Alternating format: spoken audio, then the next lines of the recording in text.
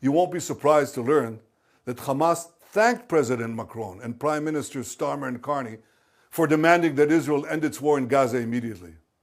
Hamas was right to thank them, because by issuing their demand, replete with a threat of sanctions against Israel, not Hamas, these three leaders effectively said they want Hamas to remain in power. They want Israel to stand down and accept that Hamas's army of mass murderers will survive, rebuild, and repeat the October 7th massacre again. Breaking tonight, the silence has been shattered and the fallout is catastrophic. Benjamin Netanyahu just humiliated Prime Minister Keir Starmer on live television in front of world leaders. And what happened next has thrown Britain into absolute chaos. At 2:47 p.m. yesterday, the Israeli Prime Minister stood before cameras in Jerusalem, his face granite, his voice a lethal weapon, and said 6 words that may end Starmer's career. Britain has betrayed its oldest ally. The room went silent. Diplomats gasped. And within minutes, every British newspaper, every television network, every social media platform erupted. Netanyahu didn't stop there. He held up what he called classified documents, showing secret communications between Downing Street and organizations that Israel classifies as threats, documents that Labour swore didn't exist. If you want to understand how Britain's reputation just collapsed on the world stage, hit that subscribe button right now, because what we're about to reveal will shock you to your core. Here's what sparked this diplomatic nuclear bomb. 11 days ago, Starmer made a decision that veteran foreign policy experts are calling political suicide. His government quietly suspended arms export licenses to Israel, citing humanitarian concerns in Gaza. The announcement was buried in a Friday afternoon press release, the classic tactic politicians use when they want to hide bad news. But Netanyahu wasn't having it. His response was swift, calculated, and devastating. The Israeli Prime Minister immediately canceled a scheduled visit to London, expelled 3 British diplomats from Tel Aviv, and then did something nobody expected. He went public with evidence that Labour had been secretly negotiating with Palestinian groups that Israel classifies as terrorist organizations. His exact words were chilling. Standing at a podium flanked by Israeli flags, Netanyahu's voice was cold, precise, deliberate. While British soldiers fought alongside us against terrorism for decades, their current government stabs us in the back. Not in private negotiations, not through diplomatic channels, through betrayal. The response was swift and devastating. Within hours, the hammer fell. The United States issued a statement expressing deep concern about Britain's reliability as a NATO partner. France and Germany stayed conspicuously silent, a diplomatic slap that speaks volumes. According to senior officials at the Foreign Office, Britain's standing among Western allies just suffered its worst blow since the Suez Crisis of 1956. Sources inside Whitehall described the atmosphere as complete panic. Senior civil servants who've served under 5 prime ministers say they've never witnessed anything like this. One permanent secretary, speaking on condition of anonymity, described it as watching a slow-motion car crash where everyone can see the disaster coming, but nobody can stop it. Meanwhile, British veterans who fought alongside Israeli forces in counter-terrorism operations are absolutely livid. Colonel David Harrison, retired from the Parachute Regiment, recorded a video that's already hit 3 million views.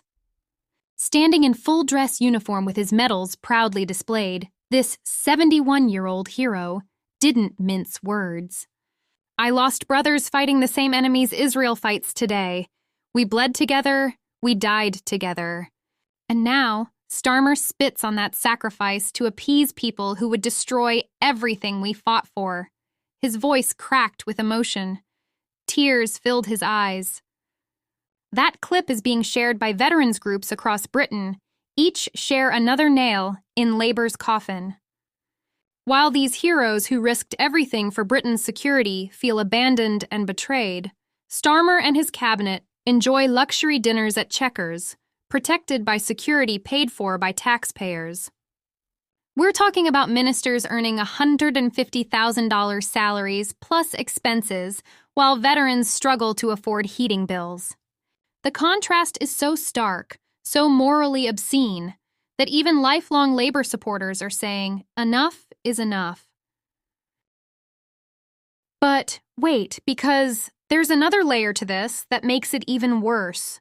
Jewish communities across Britain are reporting a massive spike in anti-Semitic incidents since Starmer's announcement. The Community Security Trust documented 127 separate incidents in just the last 9 days, a 340% increase compared to the same period last month. Synagogues in London, Manchester, and Leeds have received threatening messages. Jewish school children are being harassed on their way to class. Rabbi Jonathan Goldstein of the Jewish Leadership Council held an emotional press conference yesterday where he broke down in tears. "We thought Labour had learned from its dark days under Corbyn," he said, his voice shaking. "We thought those days were behind us, but this government's actions have unleashed forces that put Jewish Britons in genuine danger." The Jewish Chronicle, Britain's oldest Jewish newspaper, ran a front page that simply said, "Betrayed again." The accompanying editorial called Starmer's decision a stain on Britain's moral conscience that will take generations to repair. Polls show that 89% of British Jews have lost confidence in Labour's ability to represent their interests and concerns. Then something unprecedented happened that nobody saw coming. King Charles broke 70 years of royal protocol and issued a statement that political historians are calling explosive. At a private reception for Commonwealth ambassadors at Buckingham Palace, he delivered remarks that were supposed to remain confidential, but were leaked within hours. "Britain's strength has always rested on honoring our commitments to allies who stand with us in darkness," the king stated with unmistakable gravity in his voice. "When we abandon those commitments, we abandon ourselves." Palace insiders reveal that Charles personally demanded multiple drafts of those remarks, insisting every word be carefully chosen. Senior courtiers say they've never seen him so determined to make his position clear. The optics are absolutely devastating for Starmer. The constitutional monarch, who is required to remain politically neutral, felt compelled to speak out. That's how catastrophic this crisis has become.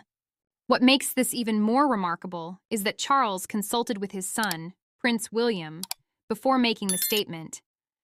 Sources close to the Prince of Wales say William strongly encouraged his father to speak out, calling the situation a matter of national character that transcends normal political boundaries. The fallout hit British markets like a sledgehammer.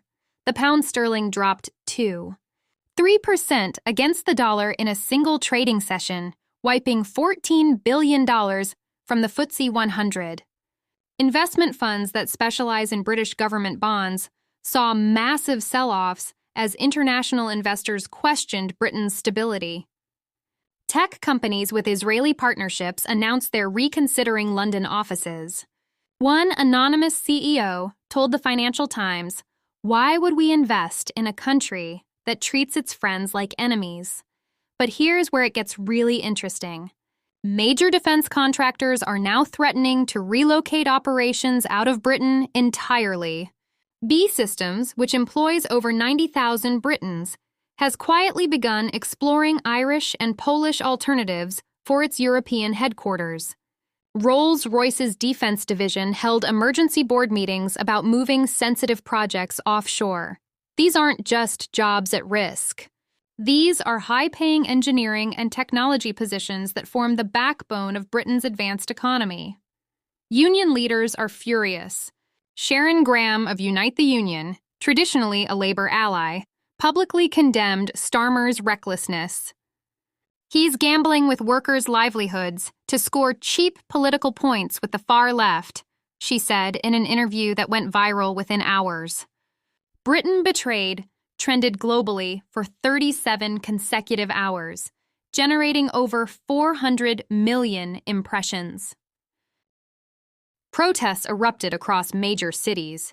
In Manchester, over 8,000 demonstrators marched with Israeli flags. In Birmingham, Jewish community leaders held a vigil that drew thousands. In Leeds, veterans and Jewish groups joined together for a rally that local police estimated at 12,000 people, one of the largest political demonstrations the city has seen in decades. Crowd chanting, "Honor our allies." Poll numbers tell the catastrophic story. Labor's approval rating plummeted from 39% to 24% in just 6 days. Among voters over 50, the demographic that actually shows up on election day, support collapsed to 19%. A YouGov survey showed 68% of Britons believed Britain's international reputation had been severely damaged. Even more damning, 47% of Labour's own voters said they're reconsidering their support. In Labour heartlands like Durham, Sunderland, and Stoke-on-Trent, constituency offices report being flooded with angry calls and cancelled memberships. One Labour MP from the Northeast, speaking anonymously, admitted that their local party membership has dropped by a third in a single week. Inside Number 10, ministers are at each other's throats. Emergency cabinet meetings that should last an hour stretched to 4, filled with shouting matches and recriminations. Foreign Secretary David Lammy allegedly threw a folder across the room during one heated exchange, screaming that he was never consulted about the arms suspension. Defense Secretary John Healey was overheard in the Westminster corridor saying Starmer had destroyed decades of carefully built military partnerships overnight. Shadow Defense Minister James Cartage revealed that British military chiefs privately expressed horror at the decision, with one senior general calling it the most strategically stupid move he'd witnessed in 35 years of service. WhatsApp groups with names like Save Britain and Labour Rescue have sprung up among backbench MPs, plotting to remove Starmer before he destroys the party completely. The question isn't if they'll move against him, it's when. Chancellor Rachel Reeves looked visibly shaken during her last public appearance. Sources say she's already updating her leadership campaign materials. Angela Rayner has started holding private dinners with influential MPs, promising a return to sensible foreign policy. The knives aren't just out, they're being sharpened. But here's the layer that could bring down the entire government. Leaked Foreign Office documents show something absolutely explosive. If these documents are real, and if they show what multiple intelligence sources claim, then Starmer's government wasn't just suspending arms sales. They were actively working to undermine Israeli intelligence operations that protect British citizens from terrorism. Think about what that means. Spelled out in plain English, British ministers may have sabotaged counter-terrorism efforts that keep Britain safe from attacks. Documents allegedly show Downing Street staffers met with representatives from organizations that the UK itself has designated as having links to extremism. Meetings that were never disclosed to Parliament. Meetings that may have violated national security protocols. The optics of that would be absolutely devastating. If proven true, this isn't just bad diplomacy. It's potential grounds for criminal investigation.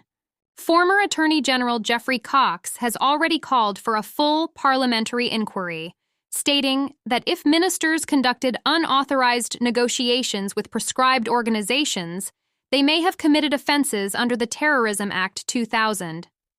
Meanwhile, Nigel Farage is capitalizing on the chaos with surgical precision.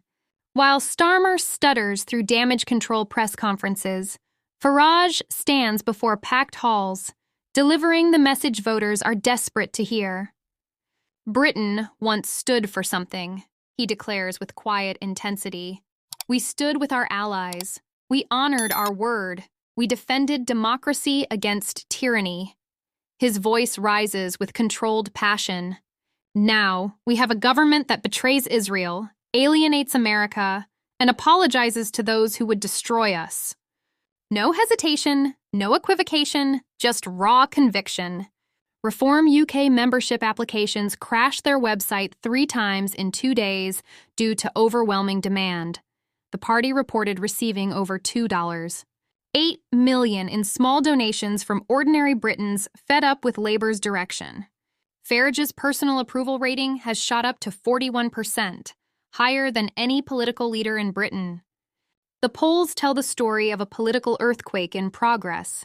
Conservatives holding steady at 31%, Labour collapsing to 23%. Reform UK surging to an unprecedented 26%, within striking distance of becoming Britain's largest party. For the first time in British political history, a party founded less than 6 years ago could actually win power. Farage isn't just gaining ground, he's on the verge of a complete takeover. The next 72 hours are critical. Parliament returns Monday with an emergency debate on Britain's foreign policy. Labour MPs are demanding Starmer explain himself under oath. Senior backbenchers are circulating a letter of no confidence that already has 43 signatures, just 39 short of triggering a leadership challenge. The Conservative opposition has filed for a vote of no confidence in the government itself. If that passes, Britain faces a general election within weeks. Netanyahu has scheduled another press conference for Sunday morning, and Israeli media reports he's prepared to release even more damaging evidence about Labour's secret communications. American officials have quietly let it be known that President Biden is personally disappointed in Starmer's handling of the situation. A diplomatic rebuke that carries enormous weight. The question is no longer whether Starmer survives. It's how much damage he does to Britain on his way down. Britain is watching a government implode in real time. This crisis will be studied for decades as the moment when virtue-signaling foreign policy collided with geopolitical reality and lost spectacularly. Not since the Iraq War has Britain's international credibility taken such a devastating hit. At its epicenter stands Keir Starmer, who looks increasingly isolated, increasingly desperate, and increasingly finished. So here's the question that matters. Did Netanyahu just end Starmer's career, or is this the wake-up call Britain desperately needed? Does Starmer resign before he's forced out, or does he cling to power while his government burns around him? And could Nigel Farage actually become Prime Minister of Britain within months? If you believe truth still matters, subscribe to British Magazine and never look away. Thank you for watching.